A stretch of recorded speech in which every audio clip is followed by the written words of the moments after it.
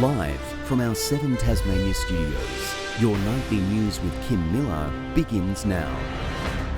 Good evening. First tonight, a young woman is fighting for life in hospital following a serious crash near Longford. The 20-year-old was a passenger in a hatchback which collided with a tree after the driver suffered a medical episode. A family's Christmas has been torn apart after a horror crash near Longford. The jaws of life were needed to free the trapped woman, who is the sister of the driver who had a medical episode. She was flown to the Royal Hobart Hospital, suffering critical head injuries. Police say the 25-year-old at the wheel has no recollection of the crash and wasn't injured, while in the back seat, a 3-year-old child also escaped uninjured. And we're just hoping that the passenger does recover from this. Around 1 o'clock, the Peugeot hatchback came off Patina Road and onto the gravel when it lost control and slid back across the road, narrowly missing another car. The other car wasn't hit, it just happened to slide across the road behind that car as it went past, so no injuries there. The road was closed for 3 hours while investigations took place, and although this crash was caused by a medical episode, police are keen to hammer home a road safety message during the busy Christmas break.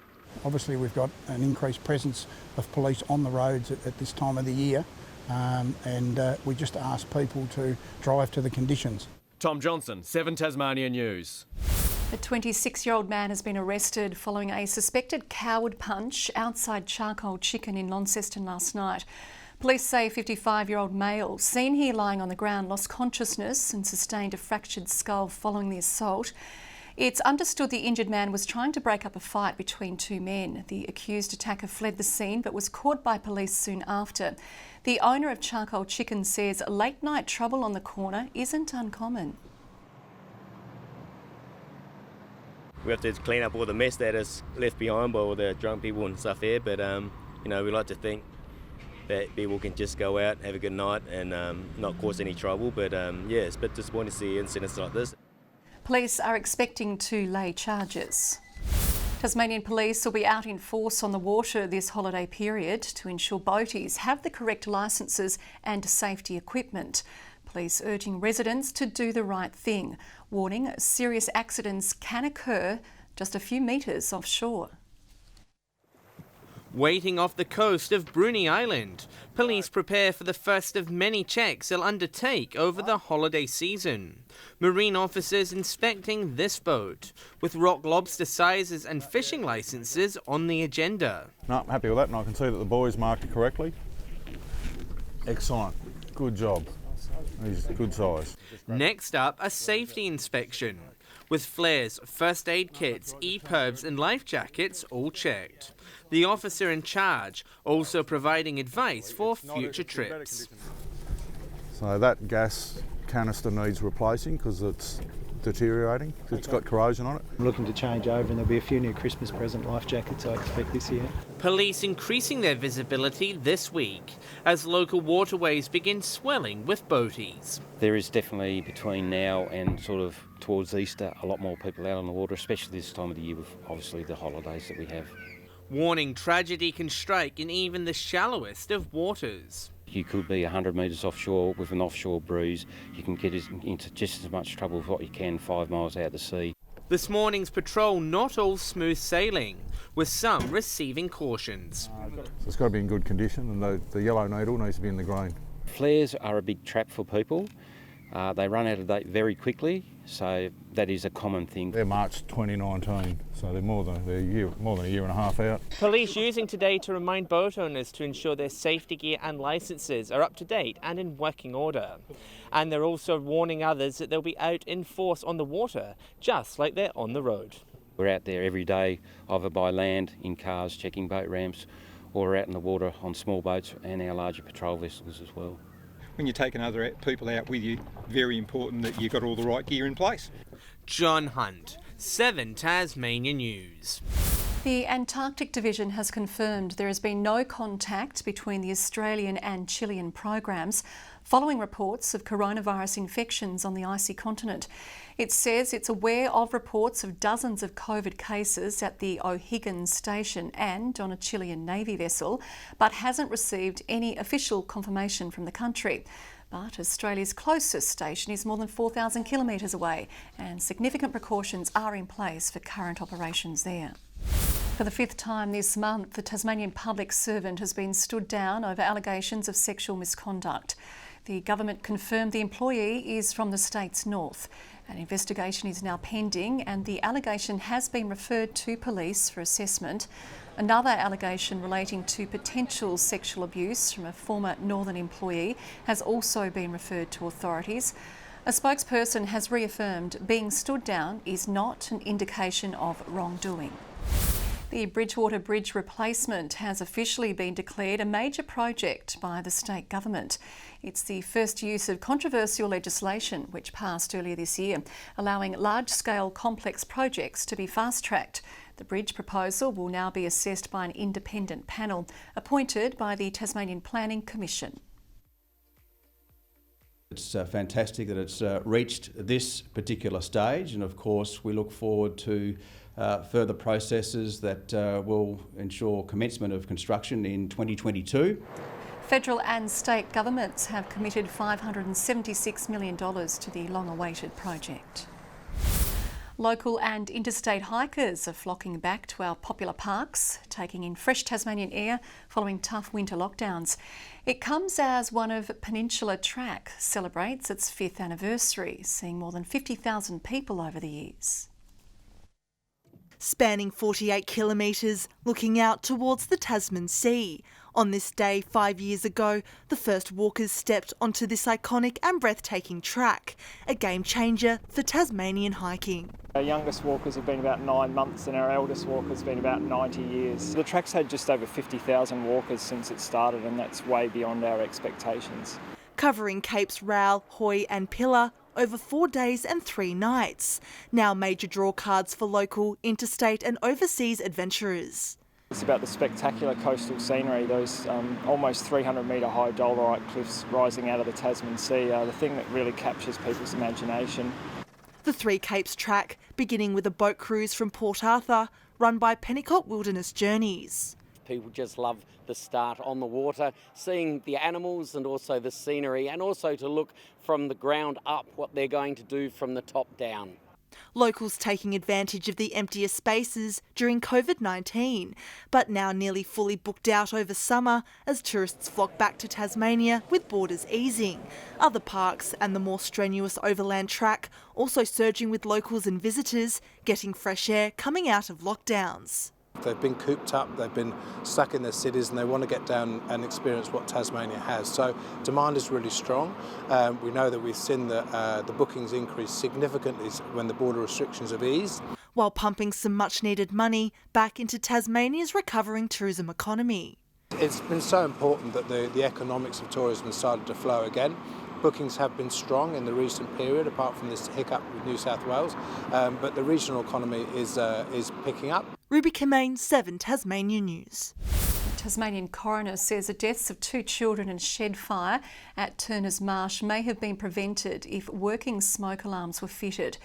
Sisters Ruby and Chanzel Brewer, aged 13 and 11, died in June 2017 when they were sleeping in a shed which burnt to the ground. Delivering his findings, Coroner Simon Cooper described the incident as an indescribable but avoidable tragedy, recommending all homeowners install and maintain working alarms, especially where people are sleeping. Also finding the electrical work at the property was dangerous, with a fault the likely cause of the blaze. 7 years after it was first recommended, a more streamlined radio network for first responders is preparing to roll out. With the contracts finally signed, a key recommendation following the devastating Denali bushfires is taking shape. With the signing of a contract,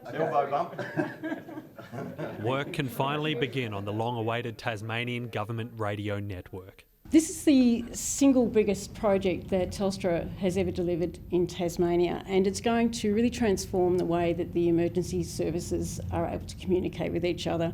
With construction beginning next year, 8 different agencies from police to firefighters, paramedics and hydro will be able to better communicate, previously all using 5 different networks. Having an interoperable radio network that all the agencies can will be connected to, of course, allows these agencies to to coordinate responses to the emergencies. A project a long time in the making. 7 years ago, an inquiry into the Dunalley bushfires recommended a streamlined approach after communications between agencies hampered efforts to fight the devastating blazes. It's quite complex and a significant amount of money needed for the investment, and so we've been looking at it over the period of time, of course, and determining the best way to go about this. The project creating 80 jobs, but it comes at a cost, more than $500 million. We're building a more reliable, resilient and secure emergency services network that will enable all of these agencies to be confident about being able to keep Tasmanians safe. Keeping Tasmanians safe, the ultimate goal when emergency hits. Josh Duggan, 7 Tasmania News. The centenary celebration of the nation's most prestigious portrait award is coming to Launceston. The QV Mag will be one of only 8 regional galleries in the country to host a stop on the Archie 100, a century of the Archibald Prize tour. The exhibition will be shown at the museum from October 2022 until January 2023, exploring the prize's history, connection with Australian society and some stories behind the portraits.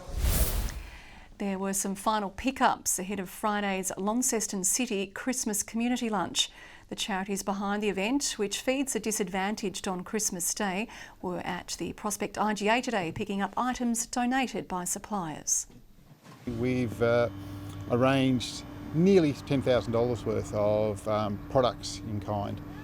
So everything from turkeys through to your hams through to your fresh food. The event will have a reduced capacity this year with a seating limit of 250 people. And before we pack up the car and hit the road this Christmas, locals are being reminded to make sure vehicles are safe and up to scratch.